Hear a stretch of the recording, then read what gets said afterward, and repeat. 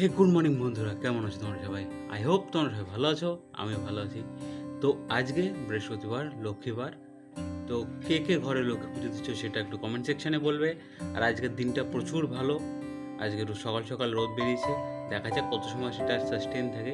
তো যাই, জলদি জলদি করে টিফিন বানানোর প্রিপারেশান নিয়ে নেই। আজকে টিফিনের জন্য প্রিপারেশান নিয়ে নিয়েছি, কলমি শাক হচ্ছে আর এখানে ভাত হবে। ভাত আর কলমি শাক দিয়ে আজকে টিফিন নিয়ে যাওয়া হবে।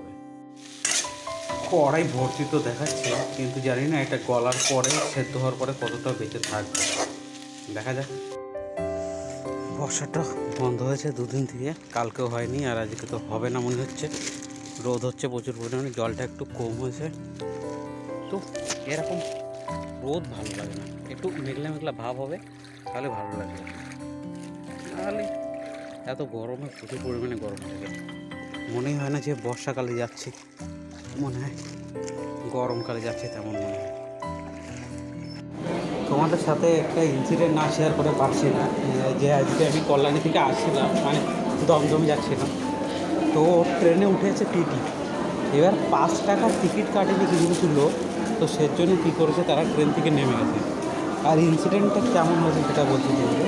ঠিক একজন নেমে গেছে, তাও নিজের ব্যাগ নিয়ে না, টিটির ভয়তে অন্য একটা লোকের ব্যাগ নিয়ে নেমে গেছে। তো সেই লোকের কাজে যাওয়ার জন্য কত ইম্পর্টেন্ট ডকুমেন্ট সব ছিল, তো সেসব ব্যাগের মধ্যে রয়ে গেছে, ও ওর ব্যাগ নিয়ে নেমে গেছে। এখন দুজনকে খুঁজে পাঠাবে, কিন্তু 5 টাকার টিকিটের জন্য এত বড় ইনসিডেন্টটা হয়ে গেল। তো তোমরা 5 টাকার টিকিট কমসে কম কেটে উঠো ট্রেনে। আজকে আবার আস্তে আস্তে সেই 7টা হয়ে গেল। তো আসার সময় ভাবলাম সবজিপাতি কিছু কিনে নিই, সব কিনে নিয়েছি সবজিপাতি, আর একটু সমস্যা নিয়ে নিয়েছি, আর ধূপকাঠি শেষ হয়ে গেছিলো সেগুলোও নিয়ে নিয়েছি।